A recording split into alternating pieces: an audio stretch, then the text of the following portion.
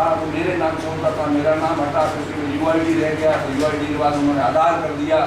अब वो सब जाने दीजिए। मैंने सोचा कि इसका नाम जो असली होना चाहिए वो परिचयान होना चाहिए। हर व्यक्ति का नाम की बजाय उसके तमाम को जो बर्थ के टाइम पर मिल जाए तो उसकी सारी संपत्ति, पैसा, रुपया जो कुछ भी होता है, जिस प्रकार का पैसा हम लेन देन करते हैं तो वो पैसा हमारा रोजाना अकाउंट में आता जाता है।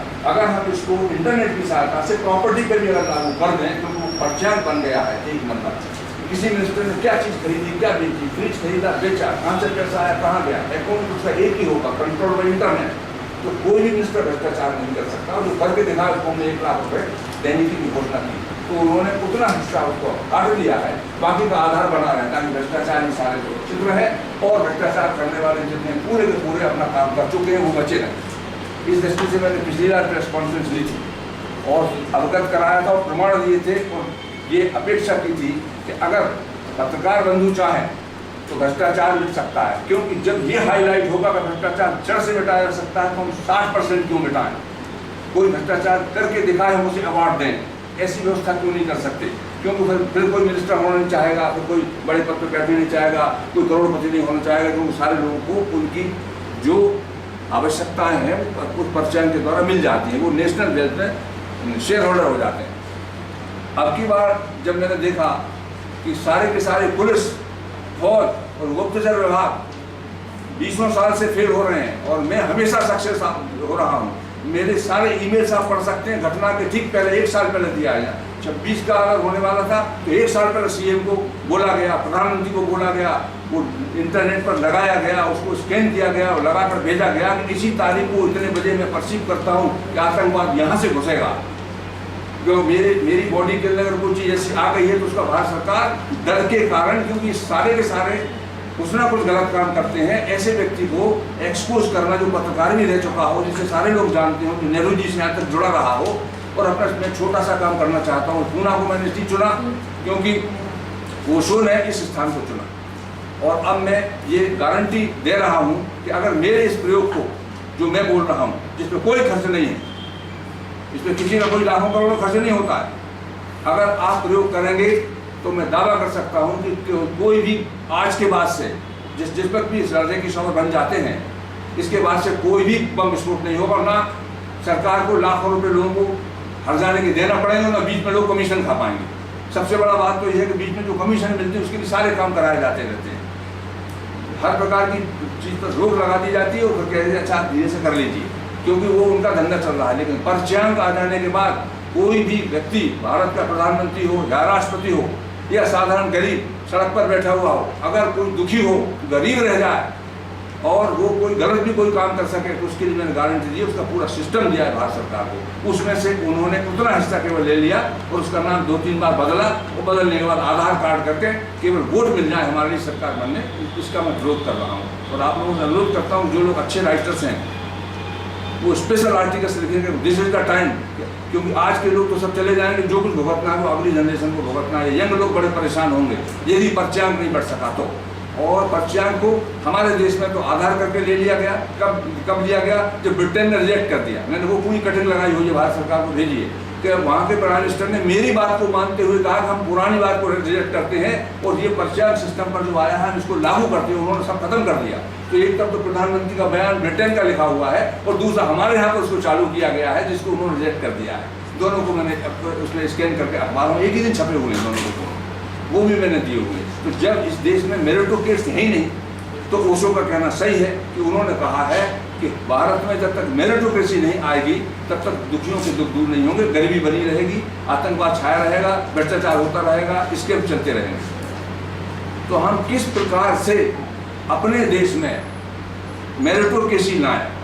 एक तरफ तो सारे जनरल पत्रकारों का और सारे लोगों का ध्यान यहाँ होना चाहिए कि मेरिटोक्रेसी लाना है, अयोग्य व्यक्ति वो रिस्पॉन्सिबिलिटी के पद पर ना आए, जो मेरिटोक्रेट हो, जिसमें मेरिट्स हैं वही उस पद पर आए। तो अब जो अच्छा लिख सकता है, जो अच्छे ढंग से प्रस्तुत कर सकता है, अगर ऐसे पत्रकार लोग एक्टिव होंगे तो ही ये मैसेज जाएगा, वरना फिर बम विस्फोट होंगे, सैकड़ों लोग मर जाएंगे और लाखों करोड़ों रुपए लोग ये बांटेंगे। मैं उसको बिल्कुल ही बंद कर देना चाहता हूँ आज की स्थिति में और चुनौती दे रहा हूँ भारत सरकार को कि मेरी बात को भारत सरकार और राष्ट्रपति और प्रधानमंत्री झूठ कर दिखाएं क्योंकि मैंने आज तक जो लोग बोला है वो भी रिकॉर्ड पर है, मैंने जो आज तक लिखा है वो भी अखबार के अंदर है। लेकिन वो लोग इसको इसलिए नहीं मानना चाहते कि क्योंकि उनको लगता है कि ऐसी बात संभव ही नहीं है। जब पुराने ज़माने में लोग बाग टेलीपैथी से बात कर लेते थे तो लोगों को समझ में नहीं आता था, लेकिन जब मोबाइल आ गया सामने तब लोग सोचते हैं कि यार जरूर कोई ना कोई सिस्टम पुराना ऐसा होता होगा जो लोग करते थे।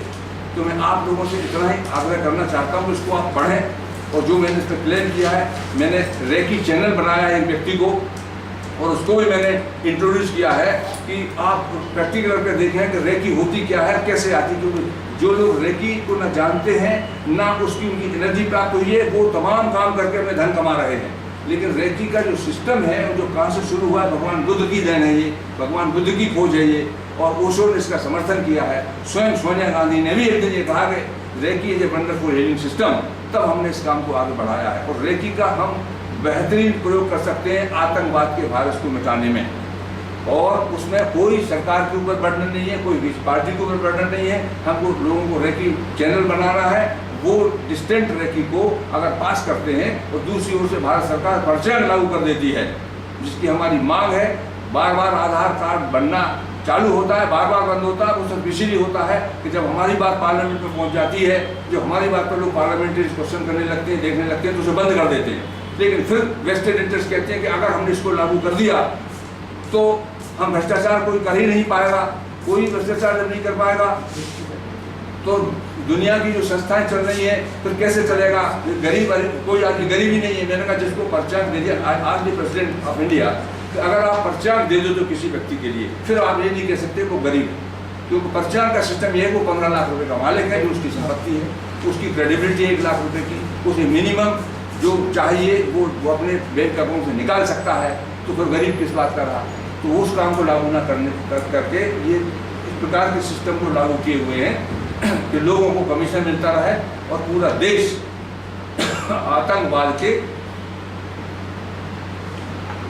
भयावह परिणामों से बच भी ना सके, ये कहना चाहता हूँ। इसलिए मैंने रेकी शावर पुणे में बनाया, और इसमें साफ साफ लिखा है कि 125 करोड़ भारतीय कदापि नहीं चाहते हैं कि अब देश में एक भी आतंकवाद की घटना हो, लेकिन अगर सरकार चाहती है तो ही हो सकते हैं, क्योंकि हमने ऐसा सिस्टम दिया हुआ है और दावा किया हुआ है कि हमारी बात को जुटना है। कि हमने जो दावा किया है कि आप रेकी शावर बनाइए और आप पर्चियां लागू कर दीजिए, फिर आतंकवाद करके दिखाइए। और अगर नहीं सुन रहे हैं तो ये उनकी अपनी बात है, या पत्रकार लोग अगर चाहें, या चैनल्स चाहें, या मीडिया चाहें, तो इस बात को बड़े गहराई से, बड़े ढंग से इसको प्रतिपादित करें। और अगर झूठ निकलता है तो फिर सिद्ध करके दिखाना है कि जो कुछ कहा गया है वो झूठ है, और अगर सत्य है तो सब लोग उसे स्वीकार करें। अब आप क्वेश्चन कीजिए please, you can ask. Reiki system, reiki shower आप बोल रहे हैं, इसका मतलब क्या होता है? हाँ देखिए, रेकी क्या करने वाले? मैं रेकी शावर बनाने का मेरा मतलब ये है कि रेकी जो है वो एक तो टच सिस्टम से एक शरीर से दूसरे शरीर में पास होती है, और ये यूनिवर्सल ट्रुथ है। जापान, अमेरिका, चीन, ऑस्ट्रेलिया, दुनिया के सारे देशों ने इसको मान लिया है कि रेकी इज एनर्जी जो टच सिस्टम से एक शरीर से दूसरे शरीर में जाती है, जो हीलिंग पावर है एक प्रकार की। लेकिन कुछ लोगों ने एक्सपेरिमेंट किया और उसको डिस्टेंट रेकी पर भी ये सफलता पाई कि वो उससे भी पास होता है। जिस प्रकार से मोबाइल दबाने से दूसरा मोबाइल चालू हो जाता है, इसी प्रकार से डिस्टेंट रेकी भी होती है, जो एक सिस्टम के अंतर्गत जो भगवान बुद्ध ने स्थापित किया था और जो दलाई लामा ने किया है, या जो तिब्बत के लोग जानते हैं, जो वैज्ञानिक पद्धति है, उसके आधार पर हम रेकी को भी पास कर सकते हैं। और डिस्टेंस डजंट मैटर। एक व्यक्ति भारत में है और अगर कोई व्यक्ति भारत से बाहर है, अमेरिका में है, और अगर यहाँ से कोई व्यक्ति उसको ठीक प्रकार से कनेक्ट करके, how it is given and how it is receive को कनेक्ट करके अगर भेजता है तो उसको मिलेगी रेकी, और उसके परिणाम तत्काल देखे जा सकते हैं। इसलिए रेकी शावर बनाने का मतलब ये था कि हम यदि शावर बना दें, और जो रेकी डिस्टेंट रेकी का मास्टर है वो अगर एवरी टाइम, जैसा कि इसमें मैंने दिया कि रात का टाइम है 11:11 से लेके मैंने टाइमिंग दिया हुआ है, उस पीरियड में अगर रेकी शावर पर कोई खड़ा होकर रेकी को सब जगह संचालित करता है, फेंकता है, उसका शावर बनाता है, किसी दिशा में फेंकता है, कोई परिधि को बांधता है, उसके अंदर उसको लागू करता है, तो आप उसके परिणाम तुरंत देख सकते हैं। और इसीलिए मेरा मानना ये रहा है कि अब एक बहुत अच्छा ही हमको समाचार लोगों को देने का वक्त आया है कि रेकी शावर और अगर हम पर्चांग दोनों को एक साथ लागू करा सकें भारत सरकार से, तो ना तो कोई आतंकवादी घटना होगी, ना कहीं कोई भ्रष्टाचारी होगा, ना कोई स्कैम कर सकेगा, ना कभी किसी को गरीबी का शिकार होना पड़ेगा। जितने भी भाई से ऑल इविल्स एंड इल्स सब के सब क्योर करने का रास्ता तय होता है, सब्जेक्ट टू सरकार सिंसियर हो। सरकार में बैठे हुए लोग अपने व्यक्तिगत अहंकार को पूर्ण करने में लगे हुए हैं। ये बात सारे लोगों को जानना चाहिए और पुष्ट करना चाहिए, क्योंकि जो भी मैं कहता हूँ वो हमेशा ये भी कहता हूँ कि उस बात की पुष्टि होना चाहिए। Let us have some proof, let us have some evidences. तो इसलिए मैंने जो उसमें लिखा है उसको मैं दोबारा भी पढ़ सकता हूँ, लेकिन आपके हाथ में है ये, आपने हिंदी का पढ़ लिया है और अंग्रेजी का तो प्रेसिडेंट और प्राइम मिनिस्टर के पास से लेकर सारे गवर्नर्स और सारे सीएम के पास भेजा है। अगर वो सचमुच अपने प्रदेश से प्रेम करते हैं, अगर वो सचमुच राष्ट्रभक्त हैं, तो वो रेकी शावर के प्रयोग जरूर करवाएंगे। और अगर उनको सिर्फ इतना ही पड़ा हुआ है कि हम सत्ता में बने रहें मुठ लेकर, तो इस रेकी शावर को भी वो इग्नोर कर देंगे। और जबकि जापान ने इसका अप्रूवल किया हुआ है, इसको दूसरी कई कंट्रीज में 400 रेकी मास्टर्स अमेरिका में है, ऐसा रिपोर्ट आ रही है। और अभी हमारे लिए 400 भी और अगर 800 रेकी मास्टर्स हों तो हम दुनिया के अंदर बहुत कुछ शांति क्रिएट कर सकते हैं। इस प्रकार की रिपोर्ट्स आती रहती हैं। जो लोग इंटरनेट से जुड़े हैं तो दूसरे देशों के एक्सपीरियंसेस और रिपोर्ट्स को पढ़ सकते हैं। तो हमारा आज की पत्रकार वार्ता का मुख्य जो लक्ष्य था वो ये था कि पत्रकार समझे, भारत सरकार समझे, देश के अंदर सक्रिय लोग समझे कि रेकी शावर और पर्चांग के योग से हम देश की तमाम समस्याओं का हल कर सकते हैं, जिनका समाधान सरकार करने में असमर्थ इसलिए रही है क्योंकि उनके अपने विंगों को वो जीवित रखना अपरिहार्य समझते हैं। जैसे पुलिस डिपार्टमेंट है, जैसे गुप्तचर विभाग है, जैसे फौज है, जबकि उसका कंसेप्ट ये है कि जब ये एक देश में लागू हो जाएगा पर्चांग, तो दूसरे देश के आदमी जासूसी नहीं कर सकेंगे, वो एक दूसरे में बॉर्डर में घुस भी नहीं सकेंगे, किसी को फौज की जरूरत नहीं पड़ेगी, सब्जेक्ट टू उस देश का भी पर्चांग हो।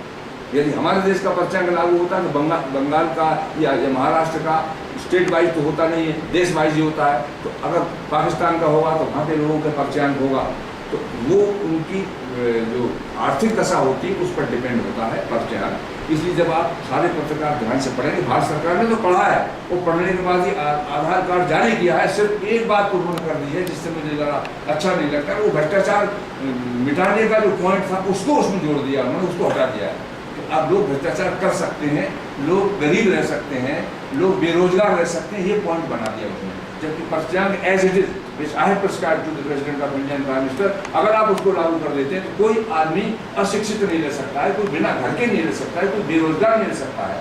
जिसको जितना चाहिए उसकी क्रेडिबिलिटी के आधार पर वो पैसा उतने समय पर तो मिल जाता है, उसे किसी के सामने कोई झुकना नहीं पड़ता, कहीं कंप्रोमाइज नहीं करना पड़ता है। और कोई मिनिस्टर का दम नहीं है कि एक पैसा रिश्वत का खा जाए कहीं।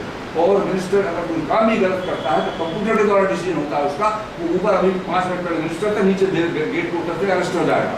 2 सिस्टम मैंने डेवलप करके भारत सरकार को दिया, उससे सारे मिनिस्टर्स, सारे विधायक और सारे राजनेता इसलिए डरे हुए। और मैं सबको चुनौती देता हूँ कि मेरे सामने आकर बैठकर जितने भी विद्वान है दुनिया भर के, वो आप बात करें आकर कि वो कितने विद्वान है। इतना बढ़िया सिस्टम जो भगवान चित्रगुप्त ने लाखों साल पहले भारत के अंदर प्रकट कराया हुआ है, उसको हमने पकड़ लिया है, उसको हम लागू कर सकते हैं, उसको हम लाभ दिला सकते हैं। लेकिन सब के सब इसलिए सो रहे हैं क्योंकि सब वो आदमियों को बराबर से नहीं देखना चाहते हैं। कुछ लोगों की मानसिकता खराब है। तो मैं किसी को दोष न देते हुए सिर्फ इतना कहना चाहता हूँ कि आज सरकार चाहे तो आज के बाद से कोई बम विस्फोट नहीं होगा भारत की सीमा में, क्योंकि वो जो रेकी शावर के जो सूत्र मुझे मिला हुआ है वो उतना ही पावरफुल है। इसकी सीमाएँ 1000-2000 किलोमीटर तक बांधी जा सकती हैं।